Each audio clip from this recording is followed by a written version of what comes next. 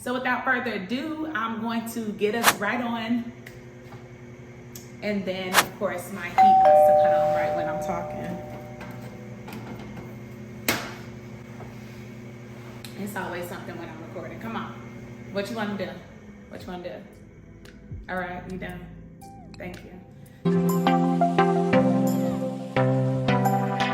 Hey y'all, welcome back to Made It to Medicine with Vix. That's me, where I'm a first-year medical student bringing you weekly videos talking about my journey from pre-med to now med student and how I am just still trying to learn to navigate this entire process. Last week I gave you part 1 of my AMCAS application. This week we're going to pick up where we left off and dive right into my experiences, how I wrote the blurbs, how much time I spent on each experience, and my most meaningful experience, and just all the things that you need to incorporate while you are constructing your AMCAS application. Yes, I also applied to DO schools, and my COMAS application looked just like my AMCAS application. Yeah, if you're new to my channel, thank you so much for joining in. And if you're a returning viewer, thank you so much for coming back. So without further ado, I'm going to get right into the second part of my application. Remember to click like, comment, and subscribe. As I'm being a blessing to you, try to share this with someone else to be a blessing to them as well. Thanks y'all, enjoy the rest of the video.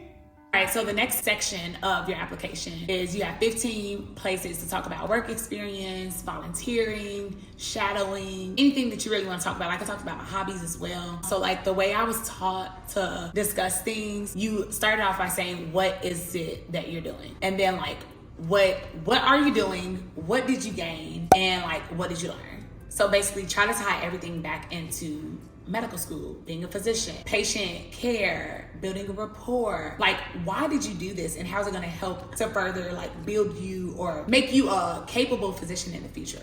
One of my favorite ones, the Medical Reserve Corps, was a good one. So the Medical Reserve Corps gathers health professionals and volunteers to focus on community public health needs and assist communities during emergency situations. As a volunteer for the Special Olympics in Carbondale, I was responsible for telling you exactly what did I do, for providing first aid and emotional support for participants during their competitions. Through the Stop the Bleed and CPR AED training, I learned techniques that empower me as a bystander to stop active, life-threatening bleeding. As a facilitator for the Women's Justice Pathways mapping session, I visibly saw how lack of resources minimize women's rights to fair treatment. I plan to keep working with the MRC and medical school. But you see this the 2 dots? Yeah, I didn't catch that error, but luckily I was actually done with the sentence. So basically I told them what was the Medical Reserve Corps. Like, what is MRC?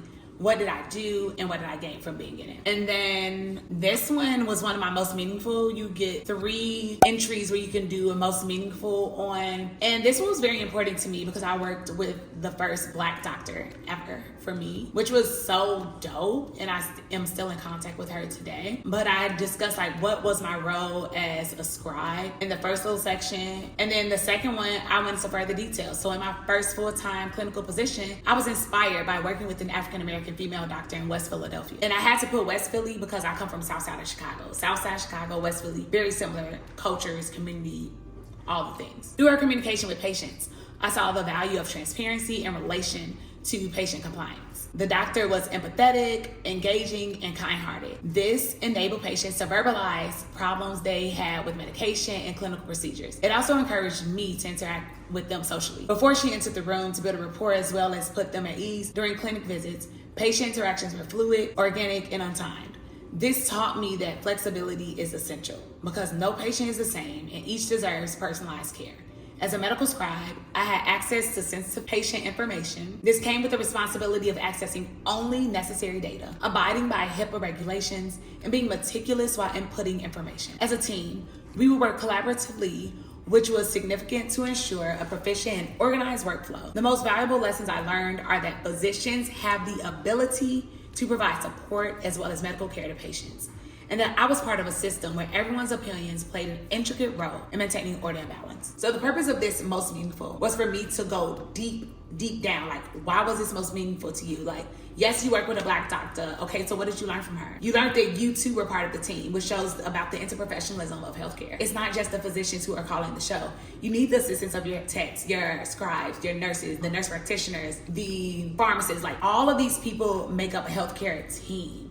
And without if you're missing one piece of the puzzle is not complete. So I wanted them to know that I'm a team player and I know my role and I know how to respect not just authority, but like every member of the team is vital to the patient care and sustainability. So I think that this should give you a good foundation how to create your blurbs, and don't be afraid to talk about yourself. Like, hype yourself up, big yourself up, be your biggest cheerleader. Like, I talked about these hobbies so that they could get to know me on a personal level. Like, if you run out of things to say in their 15 entries and you can't talk about all 15, that's fine, because don't just start throwing in stuff like from high school that you did one time and you're no longer doing because we're adults now and you're so far from high school that that's irrelevant. But if it's something that you've kept up over the years, go right ahead and talk about it, and talk about why it's important to you and what value it brings to your application. So for my hobbies, which was something I was encouraged to do, I talked about my mother-daughter bonding and how I learned how to crochet and how it's very calming to me. And this was something that I also went back to during the pandemic. Like, everybody was in disarray. Everybody was all over the place. But what was gonna bring me back down to reality and not let the news continue to scare me with, we had so many unknown variables, I started crocheting again. And it reminded me of, like, why did I start doing this in the first place? Because I said, it is calming to be able to watch a movie while casually making a fall scarf. It allows me to move at a reduced speed, decrease stress levels, and simply breathe. I am happy that I gained this skill several years ago. It is now my go-to self-care activity.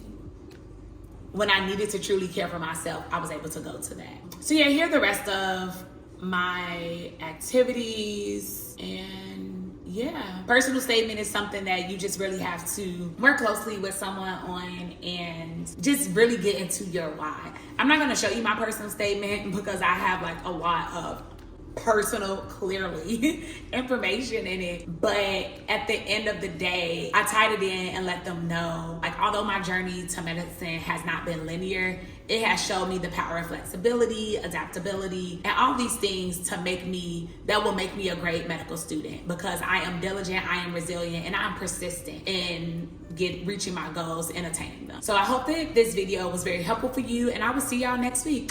Bye.